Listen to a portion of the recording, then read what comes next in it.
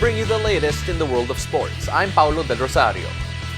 We give you the conversations you want to hear from your favorite sports icons and athletes. I'm Boom Gonzalez, and in tonight's game plan, we'll have a very special episode featuring the champions of the 2022 PVL Invitational Cup, the Creamline Cool Smashers. Buckle up, sports fans. Let's get in the game.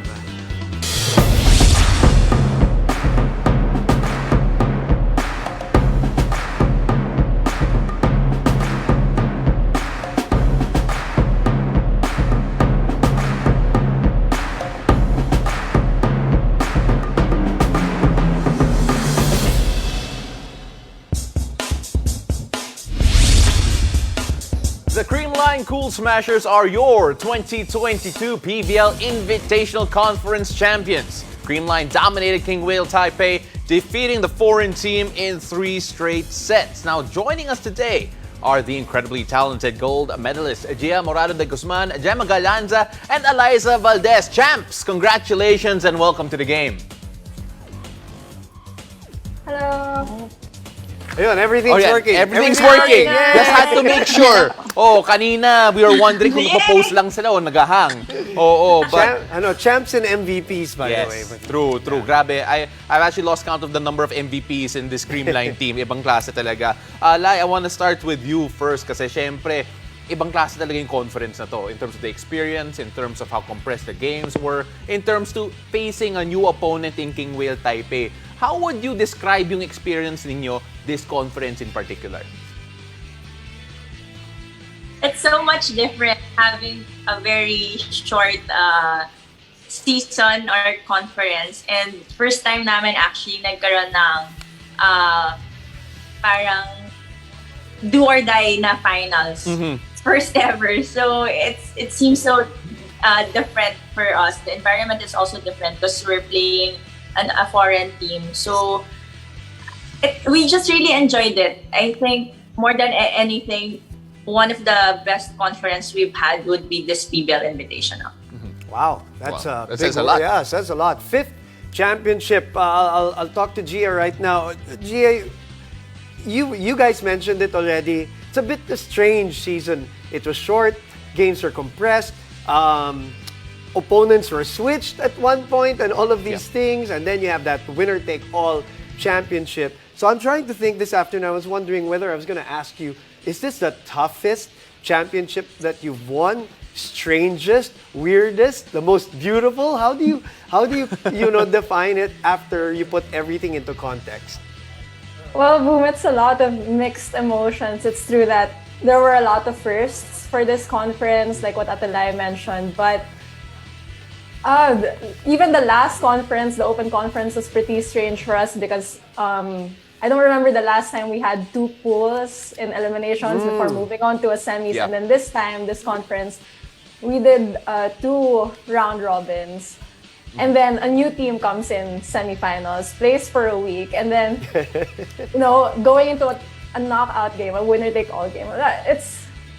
Everything's new this year. It's a lot to take in also for us. But it's a good thing also, right? Kind of like a different challenge, like a little curveball for you guys, after getting used to so many kinds of format.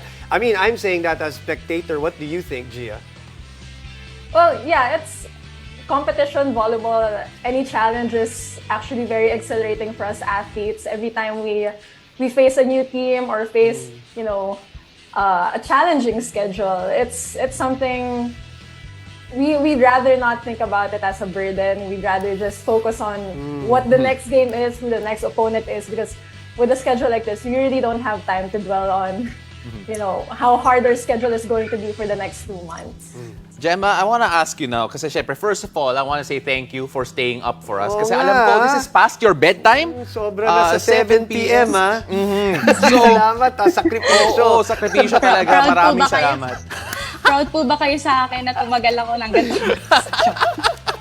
Well, Jema, going into yung final na yon, syempre, the team was not 100% health-wise. Not only that, coming off a loss against King Whale sa semifinals, alam mo, the adjustments that you girls had to make must have been something. You talk about yung effort that the whole team had to make to be able to come up with the result that you did sa finals.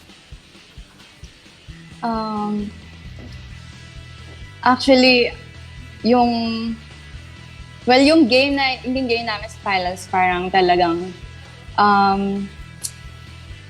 nag-focus kami sa kung ano yung sinabi lang namin ni coach, and nagtiwala rin kami. And yung kung may mga naramdaman, may mga injuries man nangyari nitong finals po, hinayaan na muna namin, pinalipas lang namin and finokus. Siguro kasi pagdating ng game talaga, nawawala na rin talaga yung mga sakit na nararamdaman namin. So, mas pipiliin namin na maglaro talaga ng 100% para mapanalo po namin yung game. Lalo na pag panalo, no? Liza, parang nawala yung sakit nung Jema. Kaya Yung kamay, yung sakit nung ankle ni Alyssa, nawala na ng konti dahil nanalo na. Lai, you love talking about your teammates. So let me ask you a question about your teammates. You and I have had our Zoom sessions prior to the start of the Open Conference, prior to the start, kahit nung Baccarat ng Ilocos Norte. You've been so nice to me, giving me time for to talk about your team. And one of the things that really struck me was I always asked you, should I look out for this conference? 2 conferences ago, you said Tots Carlos. Nag-MVP siya the next conference, at ngayon dalawa na. Last conference, I asked you, who should I look out for? You said Ced Domingo. Nag-MVP, Finals MVP this conference. Talk about those two, their evolution, and their achievements so far with Creamline, please. Thank you sa ating bolang kristal, talagang huhulaan natin. Kaya lagi kita tatanungin, ha?